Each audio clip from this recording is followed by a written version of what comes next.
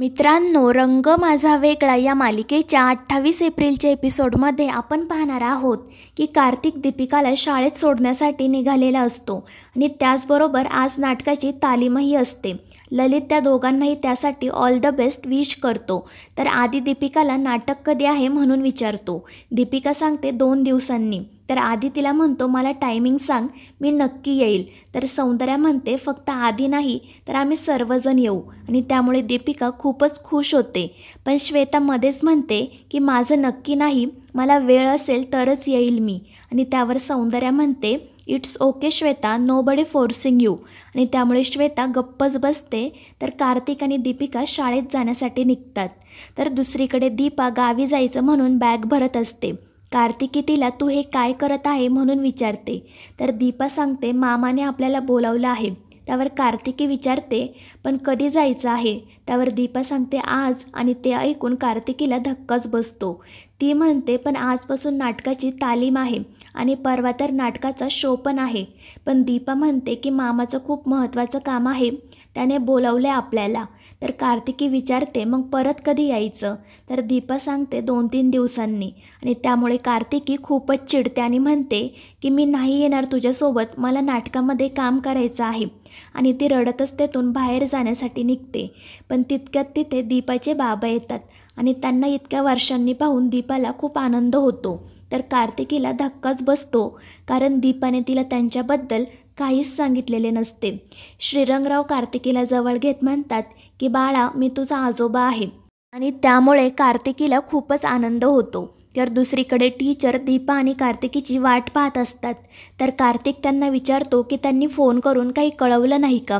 त्यावर टीचर सांगतात नाही ना. आणि खरं तर तालीम एव्हानच सुरू व्हायला हवी होती, कारण आपल्याकडे फक्त 2 दिवस आहेत. तर दीपिका म्हणते डोंट वरी टीचर, कार्तिकी लवकरच येईल. तर कार्तिक मनाशी म्हणतो बहुतेक दीपाने न येण्याचं ठरवलेलं दिसतंय, नाहीच येणार आता ती. आणि त्यानंतर तो टीचरला सांगतो की आपण दुसरं कोणीतरी बघूया का, कारण आपल्याकडे वेळ खूपच कमी आहे आणि आम्हाला सगळं शिकायला थोडा वेळही लागेल. पण ते ऐकून दीपिका म्हणते की नाही डॅडा, दुसरं कोणीच नाही, कार्तिकी नक्की येईल आणि आंटी तिच्यासोबत करेल काम, आपण वाट बघूया ना. पण कार्तिक म्हणतो की एव्हाना त्या यायला हव्या होत्या आणि त्यांनी काही कळवलंही नाही, कदाचित त्यांना नसेल जमणार. आणि त्यामुळे दीपिका नाराज होते. तर टीचरही म्हणतात की तुमचं बरोबर आहे, पण अडचण अशी आहे की असं आयत्या वेळी कोण मिळणार. एक वेळ मुलगी मिळू शकेल, पण आईची भूमिका कोण करणार. तर दीपिका कार्तिकला सांगते की कार्तिकी आणि आंटी जर नाटकात काम करणार नसतील तर मीही काम करणार नाही, तू एकदा त्यांना फोन तरी करून बघ. मात्र दीपा काय त्यांचा फोन रिसीव करत नाही. तर दुसरीकडे कार्तिकी श्रीरंगरावांना विचारते की आजोबा तुम्ही कुठे होता, मला आधी का नाही भेटलात. त्यावर ते दीपाकडे पाहत सांगतात की काही नाही ग, कोकणात होतो, आपल्या गावी. त्यावर दीपा विचारते की गावी कसं आहे सगळं, सर्व ठीक तर आहे ना. त्यावर ते सांगतात की ठीकच म्हणायला हवं, गावी जी आपली थोडीशी जमीन होती तिचे काही व्यवहार केले, घराची डागडुजी केली. तू तर काही इथे भेटत नव्हती आणि त्यामुळे पुन्हा यावंसंही वाटत नव्हतं. पण काल गावामध्ये एक पोस्टर पाहिलं, क्षणभर डोळ्यांवर विश्वासच बसेना, पण नंतर खात्री पटली की ती तूच आहे. आणि त्यावर कार्तिकीही सांगते की हो आजोबा, आईनेच केले जाहिरातीमध्ये काम. त्यावर श्रीरंगराव म्हणतात की दीपा तुला बघितलं आणि तुला भेटायची आस लागून राहिली, मग काय तडक निघालो आणि इथे आलो.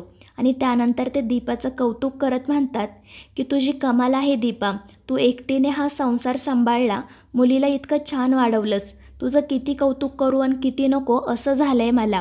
त्यावर दीपा म्हणते कौतुक करण्यासारखं काहीच नाही आहे बाबा, माझ्यासारख्या अशा कितीतरी जणी आहेत. पण श्रीरंगराव म्हणतात की असतील ग, पण माझ्यासाठी माझी एकच लाडाची मुलगी आहे. त्यानंतर ते विचारतात की दीपा तुला एकदाही माझी आठवण नाही आली का गं. त्यावर दीपा म्हणते ज्या त्यावेळी मी परिस्थितीनुसार वागले बाबा, कारण शेवटी ही लढाई माझीच आहे ना.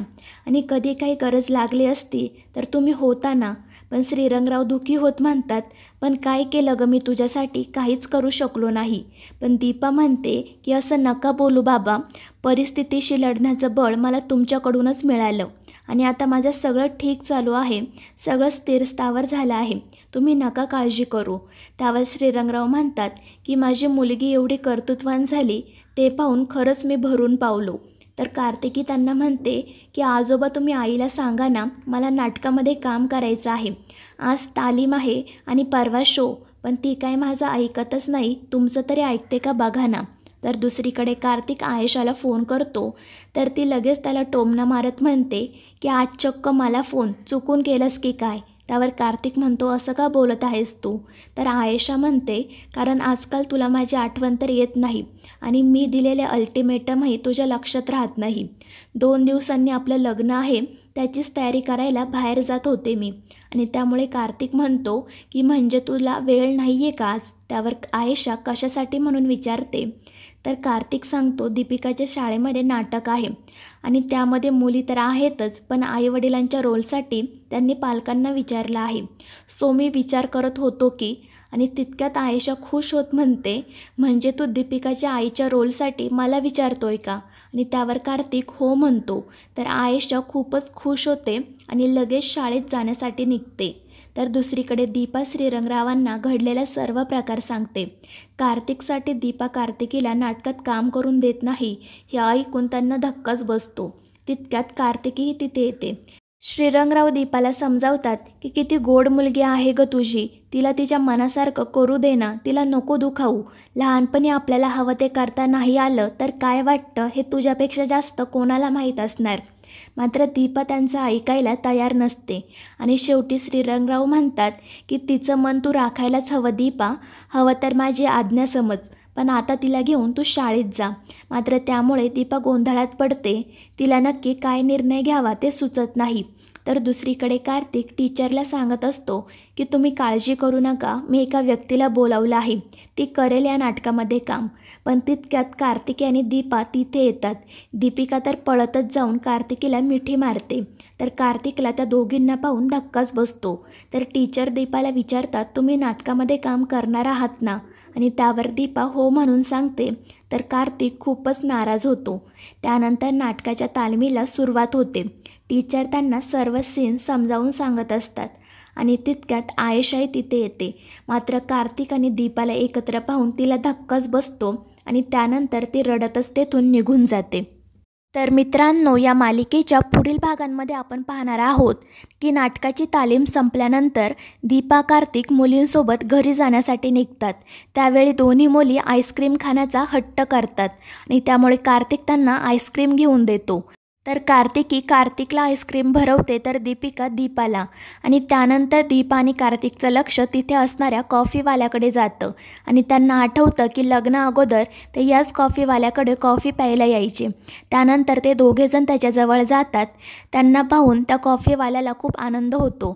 दीपा कार्तिकसोबत 2 लहान मुलींना पाहून तो म्हणतो की तुमची छान फॅमिली आहे, मला वाटलंच होतं की तुम्ही नक्की दोघं लग्न करणार. आणि ते ऐकून दीपा आणि कार्तिक खाली मान घालतात.